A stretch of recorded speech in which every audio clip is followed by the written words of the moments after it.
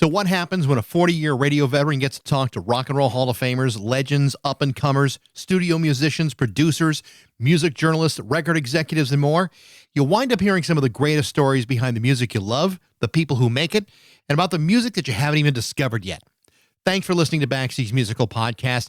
If you like what you hear today, be sure to like it, rate it, share it, follow along, and tell everyone you know about it. You can also follow the show on Instagram, TikTok, and Facebook for regular updates about future guests. Today, we're brought to you by Metro Chrysler, Dodge, Jeep, and Ram at Chicopee. Be sure to stop by their state-of-the-art dealership next to BJ's and Big Y on Memorial Drive, or stop by MetroJeep.com and make it Metro. And then drive home in your new Metro Chrysler, Dodge, Jeep, Ram today. It's Baxie's Musical Podcast.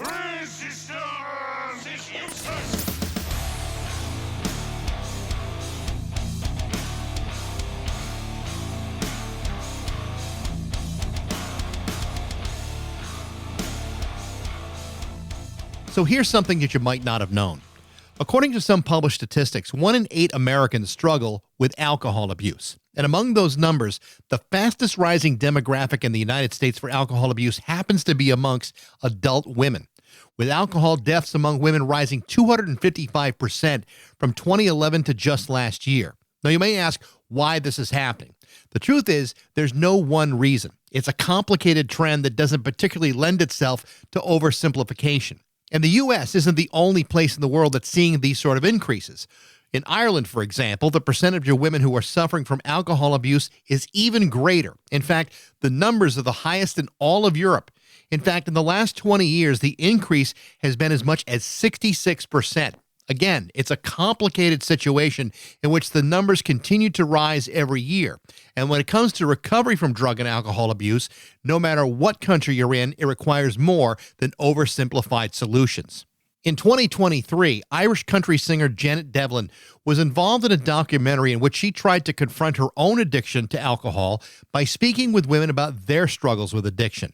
The name of the documentary is Janet Devlin, Young, Female, and Addicted. It is a really powerful look at addiction and about recovery amongst women, especially in her home country of Ireland. What makes Janet's story so interesting is not only how she found her way to sobriety, but what she went through to get there. Janet Devlin is a former contestant on The X Factor, a show in which she placed in the top 5 at the age of 16, where she was thrust into a spotlight that made her an overnight success in the UK. That was in 2011. By the age of 20, after going on to release her first 2 albums, Janet faced problems with alcohol, an eating disorder, and a struggle with mental illness. It's become a long, hard battle, which she still fights every day. But amidst all of that, Janet Devlin has become a very well-respected artist, releasing 4 albums, including 2024's Emotional Rodeo, which was one of the most heavily streamed country albums on iTunes in the UK. In September, Janet released a deluxe expanded version of that album entitled Not My First Emotional Rodeo, one that includes 8 new tracks that spotlights exactly why she's quickly becoming such an international force. Either way, there's something about Janet Devlin that makes you want to root for her continued good health and continued good success, and you're about to find out why that is.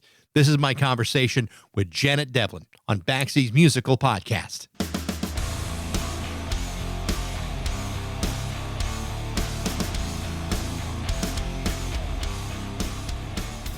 So first of all, congratulations on the deluxe edition of Emotional Rodeo, Not My First Emotional Rodeo. I love the title.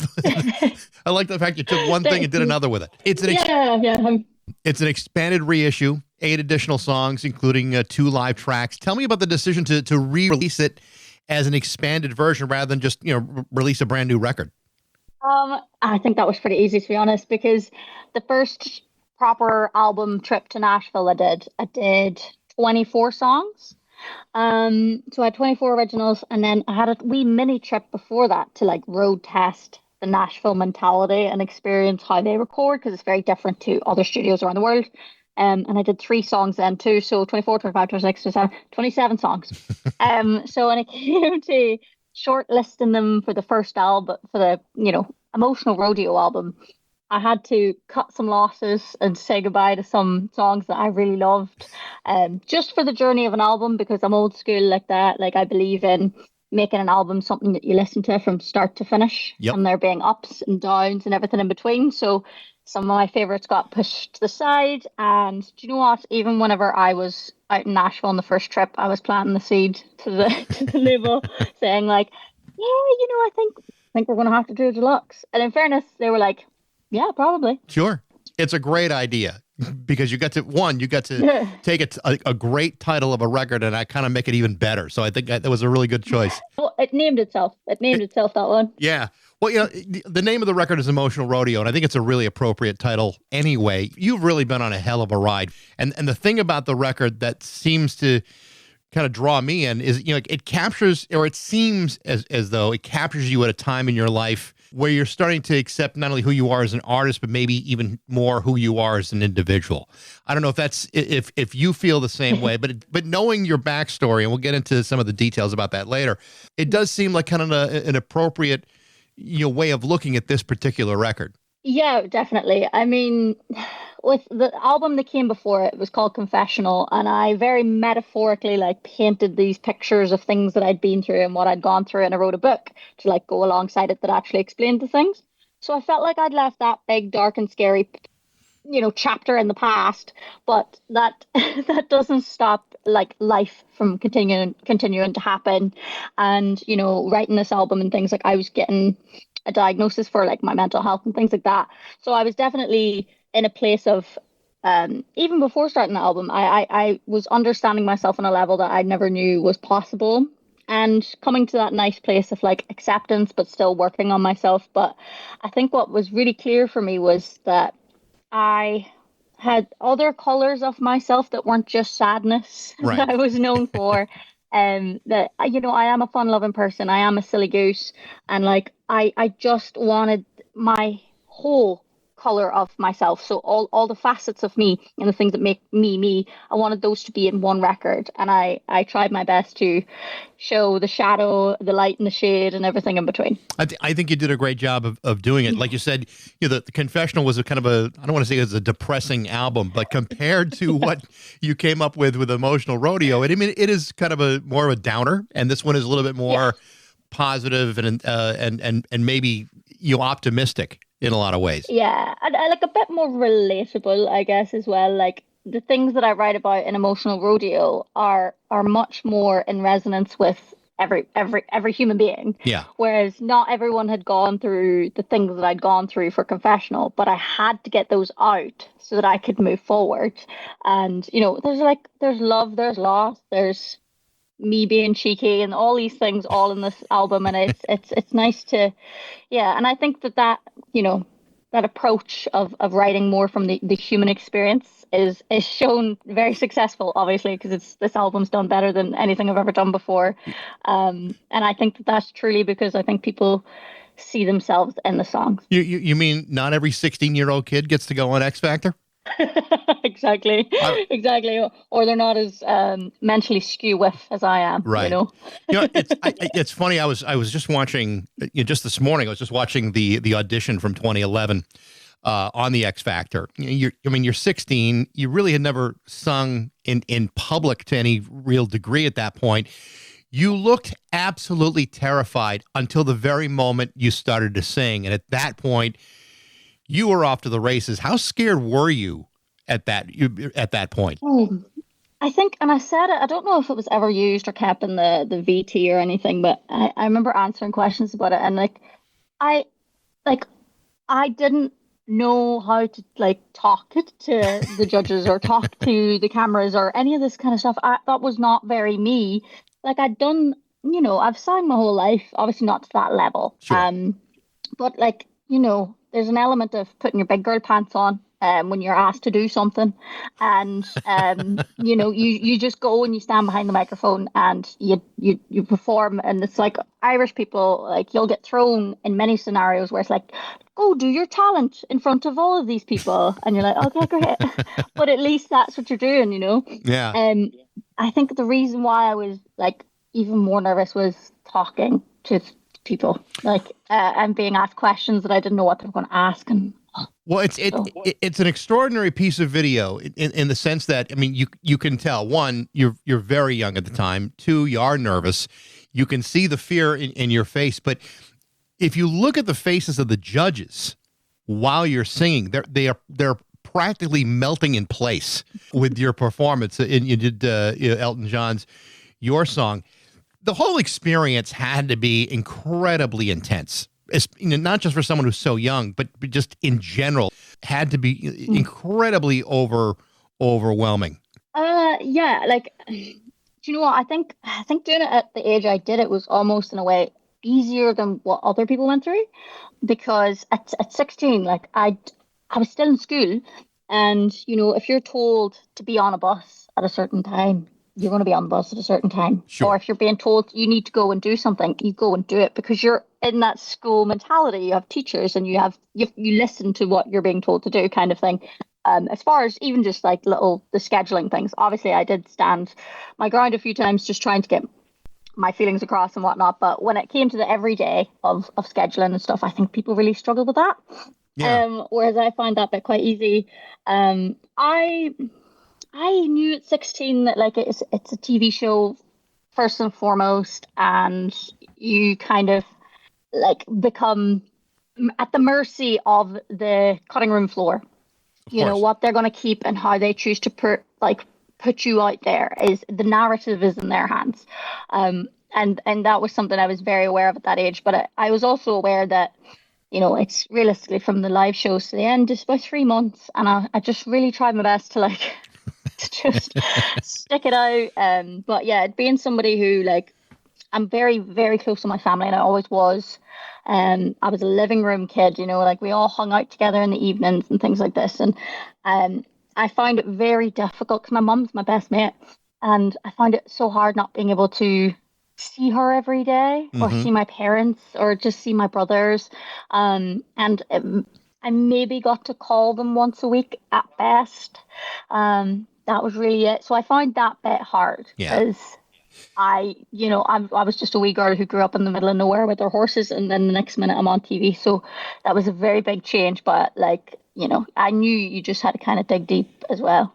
It seems like, and maybe you can talk about this. I mean, that in a lot of ways, it's very much a double-edged sword. On one hand, it's a great step up for your career, but on the other hand, after it's all over, I mean, it can fuel every single possible insecurity that a human being can feel all at once, and especially for us. I mean, I'm a little bit older than you, probably more closer to your mom's age. I'm not sure I would be emotionally ready to handle that even now. I mean, that's where people can easily get tripped up, and I know that sort of began to open the door for where you would lead. But how was that for you? It's a tough one. So I knew what would happen at the end of the show, whereas I fear a lot of people don't know what happens at the end of the show. Right. And I think people forget as well, like the fundamentals of a television show like that. Like, you've stepped onto something that has millions upon millions of pounds worth of budget just for marketing alone. And you're coming out of a company that is well established and has like a lot of cash flow and whatever, and you're going then on your own to try and pursue your dream of music. And for me, I like, if there's one thing about the Irish, is like we like to work hard. We like to work hard so that we can have the time to party in our free time. Do you know what I mean? But we'll always turn up and we'll work. I've never heard that. So I was ready and willing to go. I got offered I think it was 3 deals, but one of them in particular, there's a lot of money. A lot of money at that time, and still to this day, I mean, it's a lot of money. But the issue I had with it was, my goal always through doing it, like, was to get out the other end and try and pursue being an artist, being a writer. I didn't just want to be a singer, but I was okay if that was the consequence. But I wanted to at least try the artistic approach first. Whereas this big deal I was getting offered, like, it was like, so we have the album pretty much done, and the first single is going to be your song, and this writer and this writer and this writer's on it, and we'll give you the songs, we'll get them in your key, and blah, blah, blah. And I was like, wait, so what about me writing some stuff, and I'm like, yeah, that will happen. You got to strike when the iron's hot, and you just put it out, and then you can pursue your creative endeavors. And at that point, like, I had to make the hard decision, like, I want to go and try and be an artist.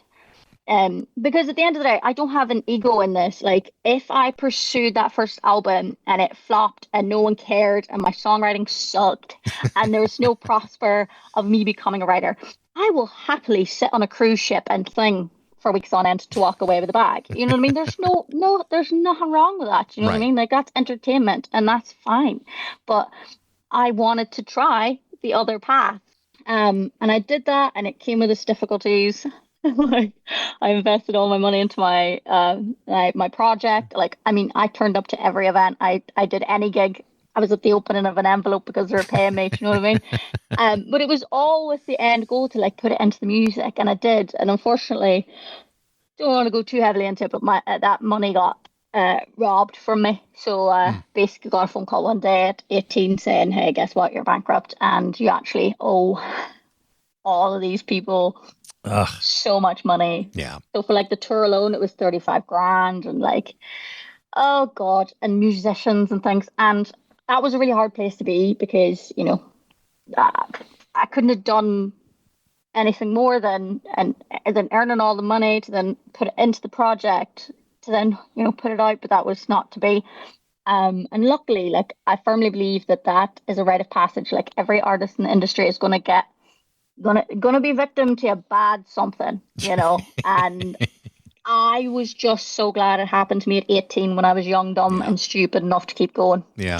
You know what I mean? So it taught me a lot. So, here's hoping that was my lesson, and that I can keep going. So, yeah, I just, as hard as it is to walk off, like, and not know where you're going, I, in some ways, knew what I didn't want to do, and sometimes that's just as important. Right. Yeah, I've been watching the documentary Janet Devlin, Young, Female, and Addicted, and it is an incredibly powerful film, and not just because you're telling your own recovery story, but you're also looking at women who are also going through their own journey as well. How did the idea of that film even come to be? I think this is one of these things you just manifest, isn't it? Like, like, me and my management and stuff, we've always said, like, there's a documentary in this book. There's a documentary in this book. And, like, before I put out, like, the first single, I think, of the Confessional album, I wanted to get ahead of anyone letting out my secrets, and obviously a big thing was my alcoholism. It was a big thing because people thought I just didn't drink because I was an angel baby cherub fairy thing, and that was very much not the case, and I wanted to tell my story. And so I did a YouTube video where I just set up a microphone and I talked maybe for 35, 40 minutes, just my story, start to finish. And it really seemed to resonate with people. It got, shared a lot, got over 1 million views. And that was a beautiful thing to do and be a part of. And then, just like we'd kind of manifested, we got a phone call about potentially doing the documentary of the BBC with that topic in mind. And I obviously was going to say yes.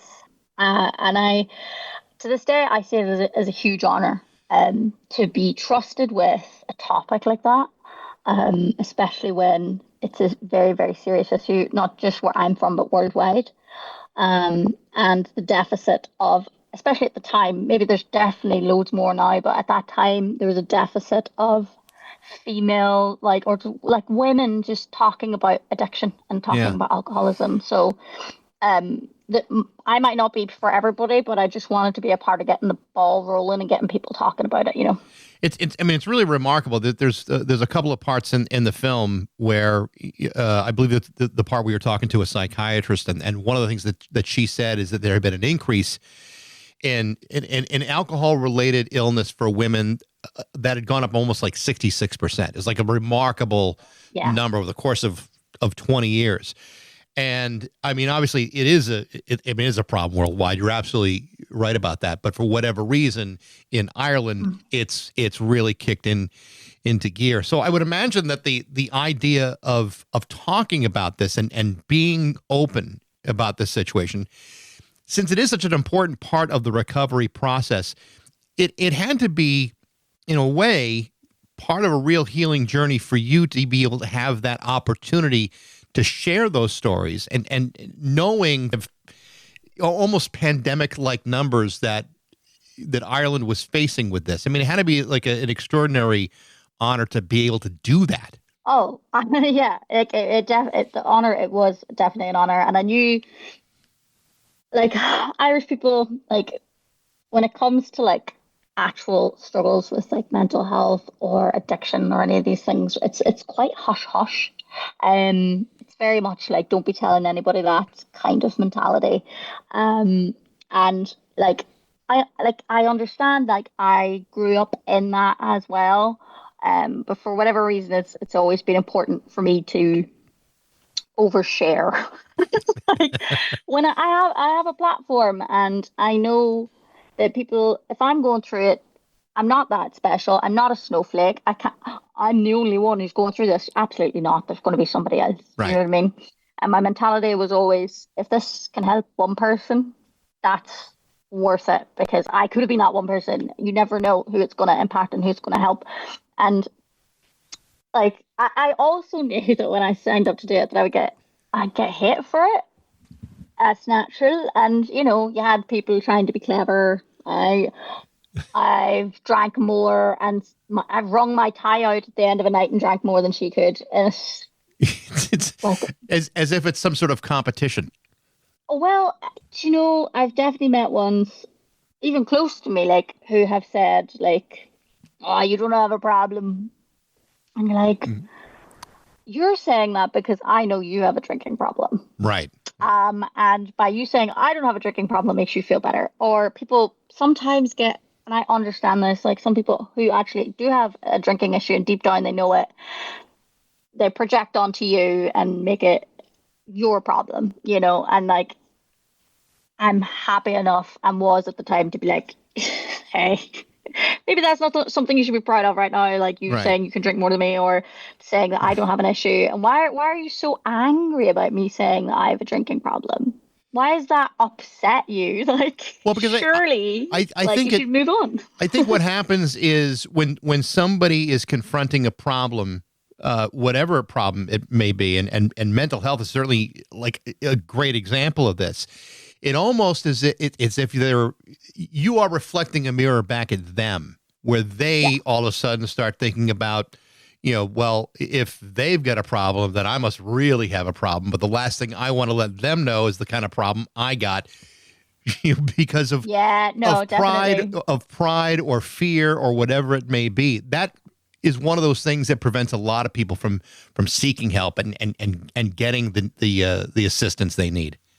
Yeah, just with lots of stuff, you know, you'll see these lovely videos online of somebody talking about, like, what they've gone through with their mental health, and, you know, that they're in a good place now or something like this. Like, I see it with other people's content. I'll watch something and go, oh, I'm really touched by that. And I'll read the comments, and there's always those people are like, do you really have to talk about this? It's like, if it's not for you, just scroll on by, mate. Like, I don't understand. Like, yeah.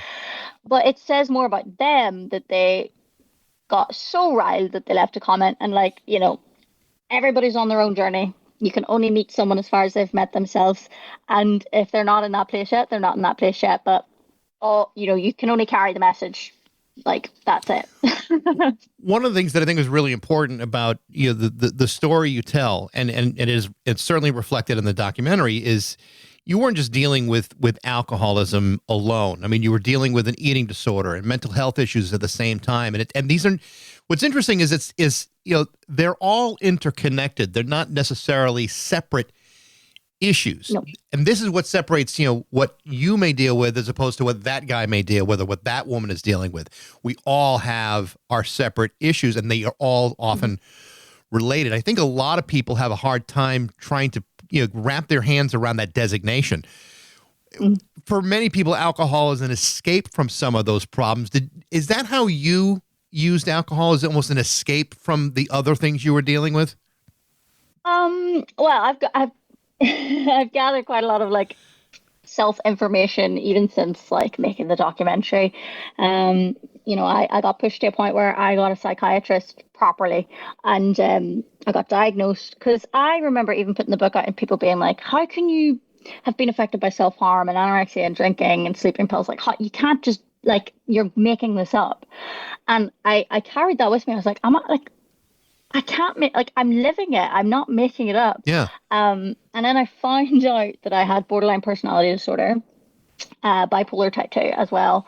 And borderline personality disorder, like, if anyone's curious, you can Google it. Like, you look up the symptoms, and it's like alcohol addiction, self harm, it is sort like everything on the thing. I ticked too many boxes.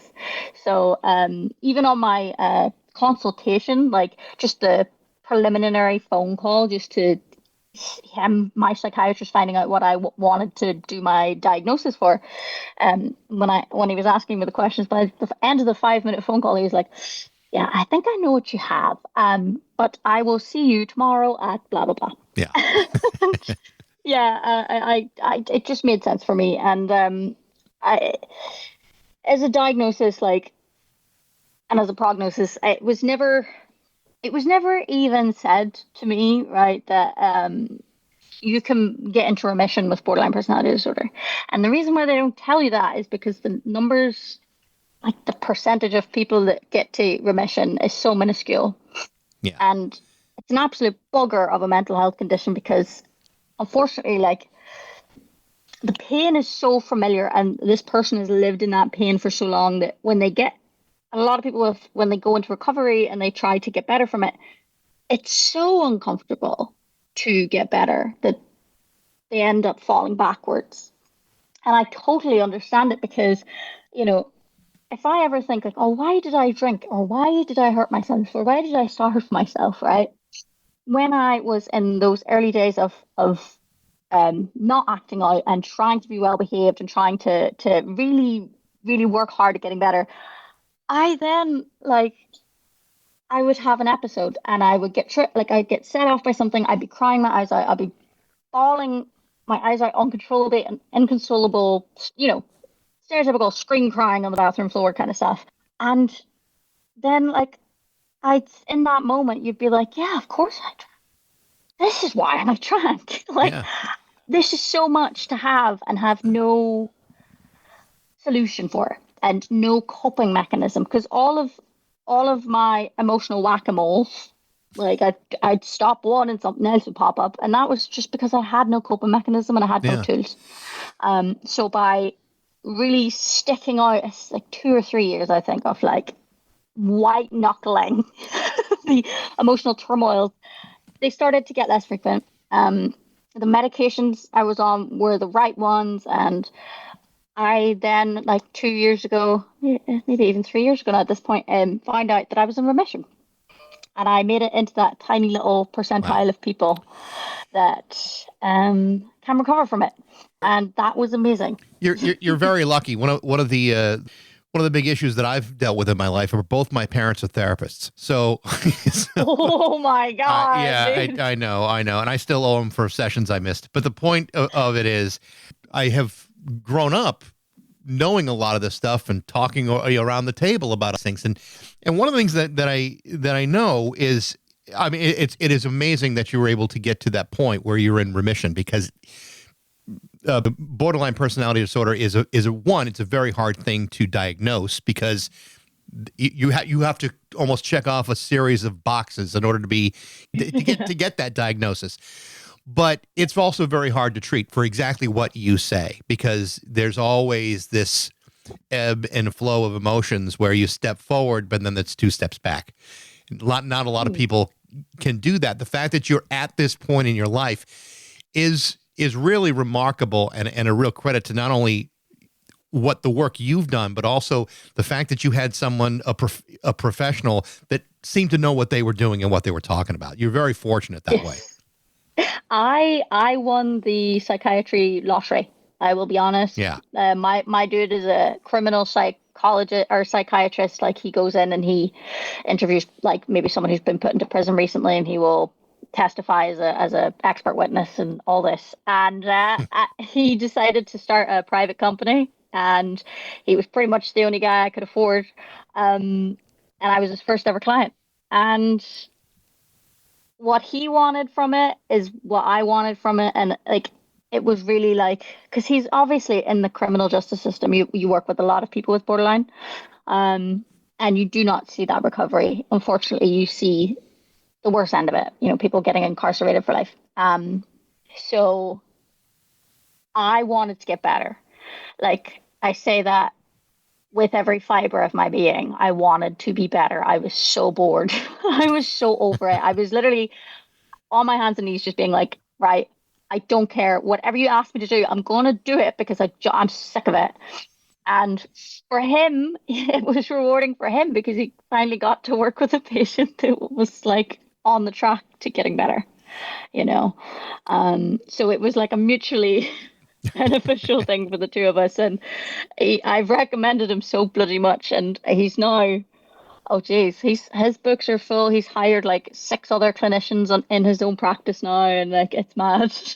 But he's got a thank you in the album credits as well. Oh, good. Well, he did his work then. Yeah. You mentioned something at the end of the film which really kind of stuck out to me, and it's so true that that one of the things that you shared in common with the women that you talked to in this film was that you all shared 2 things: hope and help. That you had a sense of hope, and you also wanted help. And a lot of people may have one and not the other, and maybe not a combination of both. How much did you walk away from that experience in this film feeling like you had a better sense of hope and help in your life? Oh, the doc was just such an emotional roller coaster. I think like the thing that stood out for me the most was talking to the lovely lady who lost her mum. No, she lost her sister. And then later lost her mother. She lost her sister. Oh, sorry, that's it. They lost their mum young, but they both, like, their mother passed away way too early. But the 2 children knew her, and then the sister went to a party and got talking to somebody about they also had lost their parent and whatever. And then she was on her way home and ended up, pulling the plug on life. And that one stuck out to me because of how many times in the past that I'd, tried and failed, thank God, to take my life. And I had to sit face to face with someone who lost someone that way. Because that would have been me, and this would have been the grief that I would have given someone else. Right. And that was hard to hear. But again, there's hope in that message of like hearing from someone who's genuinely affected by it, and what that's led to, the impact that has, and the domino effect. Is as hard as it is to hear, sometimes that's what you need to hear. So I'm sure I wouldn't have been alone in that moment on the film, that somebody else needed to hear how that would impact other people in their life. And like, the saddest thing, obviously, is when, somebody runs from help. Yeah. Like runs from, and they don't have hope anymore. And it's horrific. It's awful. Like, I've been there not wanting help and having no hope and just becoming, and it's the worst thing to become as any form of addiction, and is complacent. I purposely wrote Whiskey on My Breath with that in mind. There's just this level of complacency that's like so miserable and so sad. There's no happy ending. It just starts right back from the beginning. And like, I think the documentary did its job. Oh, I think so too. Providing hope, because when I tell you my direct messages have never been quiet since. It was amazing. It was amazing to be a part of literally seeing and hearing from people how it affected them and how it helped them. And there's some people to this day that they're like, I remember when it came out, I even got photos and videos of people putting booze down the sink, and they're like, "This is it. I'm done with this." And you think, "Oh yeah, well, fingers crossed." Who actually stays sober from that decision. And you know what? A whole bunch of them have, and I That's can wonderful. scroll up on the DM and see, and then they're sending me their little coin of like 4 years sober or whatever, and I'm like, what the actual hell is going on? Um, so I just, again, to bring it back to just the gratitude to be trusted with a message so heavy, so intense, and so important. Especially, I think I might have been what, 26 or something when I made the film, 25. To be trusted with that so young is something I'm ever so grateful for, because it seems to still be reaching people. People still seem to be watching it, and yeah, I'm just so lucky that they let me be a part of it. There's a beautiful song at the end of Emotional Rodeo that I think is such a powerful piece of music, and that was "The Problem Is Me." It's an enormously important revelation for people to accept about themselves and their situations and their lives and the responsibilities that have led to where they may be in their life. Tell me about that song, and how were you thinking about that song when you wrote it? So for me, like, there's a lot of finger pointing on this album at a particular man. There's a lot of pointing at this one dude, Frickin' men. and well, just that dude in particular. I even when, because this is the BPD thing, loving with BPD is probably the hardest thing to do with BPD, and it's a very big pillar of having the condition. And for me, like, even though I knew I wasn't the problem in that relationship, like, I knew it. Like, to put it into context, when I played it to like my teams and my friends, the first thing they all said at the end of it was like, "You're not the fucking problem, right?"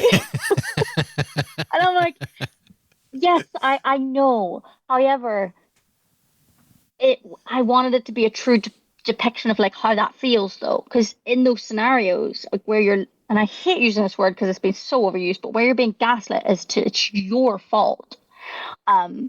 You take that on. You take it on, and whenever they're in a bad mood, and they say that I was in a great mood until you said that.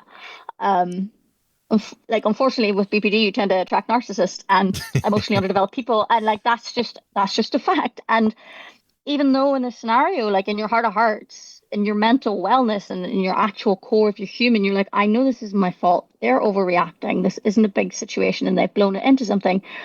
But then the mental illness takes over, and you creep away and you shrink up and you blame yourself. Well, you know what they're like, and you shouldn't have said that, and you should have known better. So even though I knew I wasn't there, it's more true to how it actually feels Yeah. in that moment and in those times. And in a weird way, I thought it was a funny joke to end the album on. Hear me out. I thought it would be funny to be like, point the finger the whole way through, because the ballads are about the relationship that I was in. And it's like, point, point, point, bad guy, bad guy, bad guy. And then you get to the last song and it's like, hey, I'm the common denominator here. Maybe I'm the problem. But using that to actually, get my literal point across, because the emotion is true, but it's still a funny joke to end the album on. So. One of the things that comes across in watching the film and listening to the music, even watching the X Factor and reading other interviews and even talking to you now, is I find myself cheering you on, for greater success and greater health. And there's something about your spirit that makes fans want to support you, in good times and hard times, because we all experience that. It's an amazingly powerful bond that you've been able to create between you and your fans.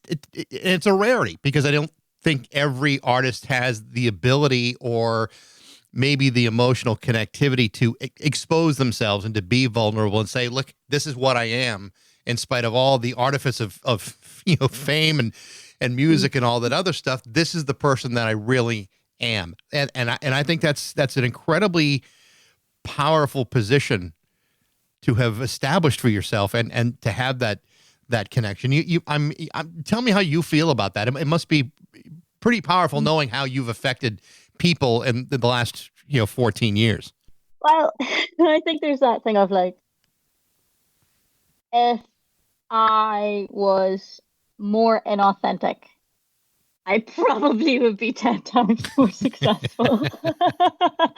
If I just carried on the lie of, I'm just a little tree fairy and I do no wrong and I just write whimsical little songs and I put out this persona online and I go home being me.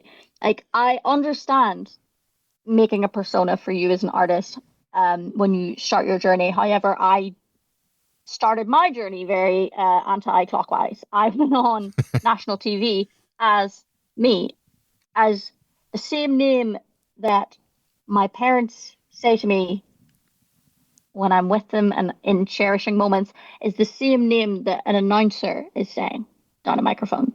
And that's a very odd place to be. Oh, yeah. And I made that choice, as difficult as it was, even on TV, that like, I cannot be anything but myself, because this would be such a hard thing to carry on doing, to like be a persona and to like maintain a facade, especially on a television show like that. And the start that I got into the actual industry, there was no choice apart from just to be myself. And I, like most people, am inherently flawed. And I am a big soul carrying around a heavy meat suit, and that's, if I'd maybe just not talked about the things I was going through, if I just put my business hat on and applied myself in that way, yes, I could, I could have done that, but that wasn't for me. And for some reason, like, my content, even just my talking little YouTube videos or my silly little YouTube videos, as well as the music and the covers and the songs I was writing and stuff, like, the one commonality between me and a fan, shall we say, like a fan, is that they are probably a hyper emotional person too. Like, I definitely, when I'm talking to people at the end of the shows, like, these are people that are very in tune with their feelings. These are people that, have been victim to themselves, but I definitely think that they carry a lot of themselves. They wear their heart in their sleeve just like I do. Of course. And I don't think there's any more of a beautiful relationship to have with someone who in some ways is a stranger, because I might meet someone one time at one show and that's it. But to have someone come up, because honesty breeds honesty, and I've been overly honest on the internet, and they come up to me and they feel safe enough with me, a stranger to them, to tell me some of their deepest, darkest things, because something that I've done or something I've released has helped them. And I find that so beautiful that, it makes me emotional, that there were so many times where I was going through something and I was going through it on my own, and I would search online to hear someone talk about it and there wasn't, or I'd search in music to find it and I couldn't. And obviously there's loads of that in music, but more to hear the human talk, just to hear someone just talk about these things. I did a lot of it on my own, and to know in some odd way that somebody was going through something and they had a pair of headphones on or they had YouTube on, and in a weird way I was there for them even when I wasn't actually there, is so beautiful. Yeah. It's so beautiful. And I think that's my purpose, because I wanted to be a psychiatrist or a therapist or a musical therapist. Like, therapy was going to be the thing that I was going to pursue full time. So, and that's all about making people feel their feelings, Yeah. helping someone to feel comfortable enough to feel their feelings. And that's what I wanted to do in my life. And how beautiful it is to pursue my passion, my hobby, and somehow have that align with the purpose that I always wanted is insane luck. Well, Janet, this has been absolutely wonderful. It's been great to get to know you and have this conversation. It's important stuff for people to hear, and I really do appreciate the time today. Thank you so much. Thank you so much for having me, honestly, and for putting up with me waffling on. Not at all. I appreciate every bit of it. Thank you, Janet. Oh, Take care. thank you. All right. Bye-bye now. The name of the expanded deluxe version of Janet's album is called Not My First Emotional Rodeo. Be sure to check out the documentary as well, Janet Devlin, Young, Female, and Addicted. It is absolutely outstanding. Thanks for listening. I hope you enjoyed it. If you did, you can reach me at Bax@rock102.com. I'd love to hear what you think. Thanks again to Metro Chrysler, Dodge, Jeep, and Ram at Chicopee for their support, but most of all, thanks to you for listening to Baxie's Musical Podcast.